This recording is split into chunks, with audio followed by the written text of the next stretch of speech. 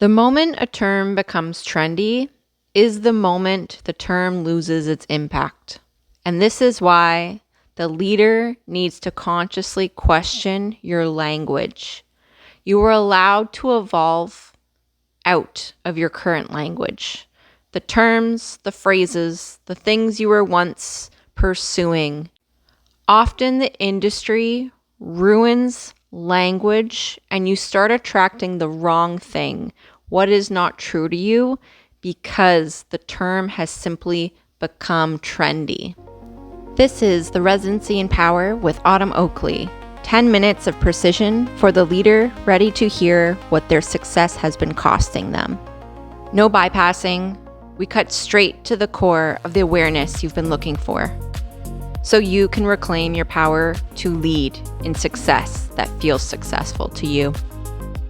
There are many terms in different industries, in business, in way of society that have lost its impact, its depth in meaning, its intention, simply because the term was taken over. It became trendy. We can look at certain terms: happiness, content creator, entrepreneur, CEO, authenticity, boundaries, trauma, healing, strategy, scaling, systems. These are all terms that hold meaning. They are intentional, but the moment that they become something trendy is the moment they lose their impact. And why is this important for the leader? You need to begin to start questioning on a monthly or quarterly basis your language, how you've outgrown it. What is it that currently people are promoting and talking about? And how does that term now relate to you? How you wish to lead? What perception is being pushed into society that doesn't hold true to you? And this is huge for the leader because it gives you permission to evolve out of your language. Language is frequency. Language is what is holding the perspective intention of those who are using the term. So when it becomes trendy, it's for us to question as leaders, how have I evolved and what am I looking to attract moving forward? A simple example of this is for you and your business, and you support in healing. You talk about trauma. What do you attract a lot of the time? People who want saving. Why? Because of your language, the terms you're using. Trauma is for people who are in it. They are healing the trauma, and so they haven't yet evolved out of it.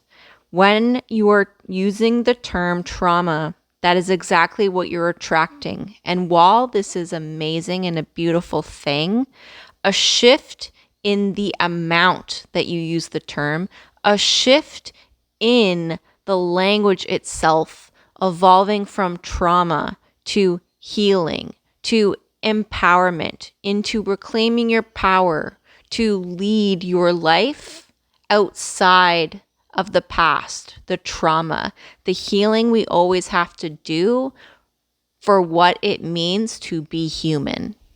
But being conscious of your approach and your language is what shifts what you start attracting. It's what shifts how you show up in your business. It is what actually makes things clear of what it is you offer and who you support in that, and not just attracting those who are looking for saving. Boundaries have become such a big topic the last few years, and I've evolved out of the term boundaries long ago. Why? Because at a point in time when I was setting boundaries, it was new to me. It was a trauma response. So questioning your language is important because you as a leader are here to evolve, and that comes down to your language as well. Because when we talk about boundaries, a lot of the time what people are expressing is from pain, is from trauma, is in them recognizing where they abandoned themselves for a prolonged time. Everyone has a title in business: content creator, CEO, entrepreneur. These became a trend years ago, and now the title has no impact. It holds less value. Why? Because everyone is a content creator. Everyone is a CEO, a founder, an entrepreneur. And it's not just that people are holding the title and it's become the majority. It's the fact that people are still operating in regards to their title. What does this mean? Those in true power, in authority, in leadership, do not care about the title they hold. Because a title is just a term. And when you are in true authority, in your full power to lead, you know that your capacity speaks for itself. You don't need to explain or prove your worth based on a title. And titles have become trendy because people have been stepping into their power, which I think is amazing. And I hold titles as well. It is a part of what you share. People need to know how you support what it is you are doing in business. A title is valuable, but you have to really question what title actually holds true to you. How can you create it, add different details to make it truly authentic to you and outside the norm? Because if everyone's a content creator, everyone's an entrepreneur, everyone's a founder and a CEO, where does that leave you? You can have the title, but those who can meet your capacity feel that power of you. And so for them, your title means nothing. They trust you. They can meet you. They see the power you hold and the depth of who you are. It's the clarity and precision you hold and the intention you bring. We as a society have been pursuing this everlasting feeling of happiness, the end goal to life. I just want to be happy. I've never really liked this term, and it had become trendy for such a long time. But when you're conscious of your language, you recognize happy is defined as contentment.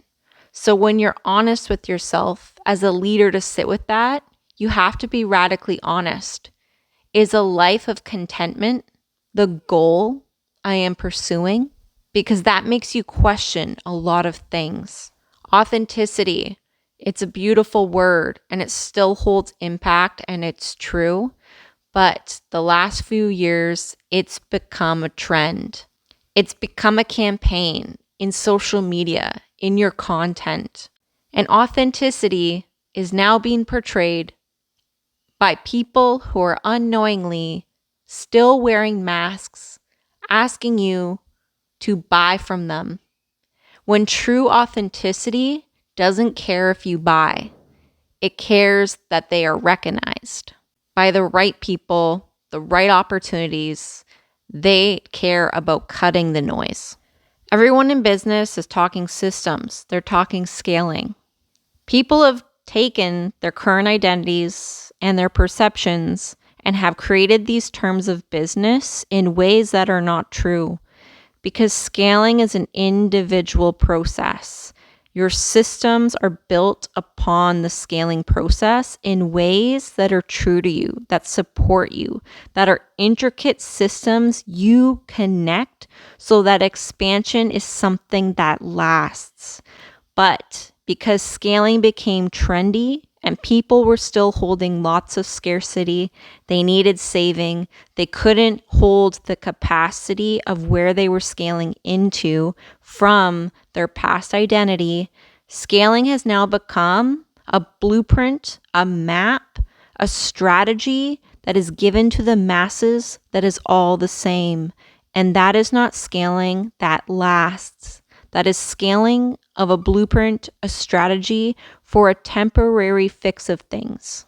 The strategy, the guides, the map, it can hold for a period of time. I'm not saying that it doesn't, But when you are here to scale in magnitude of change, of expansion, to lead a legacy, to truly help people with a lot of impact, you need to be radically honest that scaling needs to be built in your individual blueprint, by your individual foundation. How is this going to hold for where it is you will continue to scale into for years to come? Scaling has been projected for the quick fix, the band-aid. Do this now, it will hold you, and it may hold for a few months, a few years. But when you're building something huge, you need to be radically honest so you don't have to break everything down, so the business doesn't collapse itself, so your systems don't need to move platforms in due time because you weren't focused on the future that you would potentially be scaling into with the magnitude of impact you want to bring. So scaling has become this term that's become trendy, but it's now being projected as a band-aid fix to things when scaling is something that is foundational and an individual process. And that is the problem that is being projected into business, into society. Everybody's talking systems. Everyone's talking about AI. Everyone is talking about these things of funnels and how you can set things up to make your life easy. Systems are valid. You need them. AI is a tool that can support you in your expansion. But when you are not focused on how your identity is related to these terms, these pursuits, these words, this is where things collapse in due time. When you focus on your language and the terms and how it is now currently being projected and perceived in society, you get to be radically honest of how you've evolved and how you want to switch your language, how your language is actually keeping you stuck. It's shrinking your capacity. When you allow yourself to let go and recognize you've outgrown certain language, that reality meets you. Those opportunities come right through. You're not only perceived as a leader from your language, it's something that comes naturally because you are radically honest in what is no longer true. And we're human. You still have to use language, and language can still feel like it aligns with you. I use scaling. I use CEO. I use alignment. I still use authenticity the odd time. I still use the language, but I am radically honest and discerning of how it's used, to what extent. I am clear in my conversations and with my clients of how I view this language and how it needs to be met, how this language is connected to my current perception. Why? Because this helps to show your community, your clients, your relationships, where your current perception stands, and it allows the opposing people to recognize if they resonate with your view, if they feel they can hold the capacity to meet you, not just based on the terms, the language that society is using in general. Because everyone will perceive things differently. That is what it means to be human. We all have a unique perception that continues to change and evolve over time. And that's why you need to be honest and get clear on the language you're using and if it's still true to you. You're allowed to evolve out of your language, and the language you still choose to use as a leader, you can now specify how you perceive it, how it relates to you, how you use this language in relation to what you perceive is how you lead things. You just need to get clear on your language and know that it's okay to evolve out of the language that no longer feels true to you. Honored to have you here. If this found you, it was meant to. 'Tis I, Autumn Airy Oakley. This is the Residency in Power. leading in what is built to last.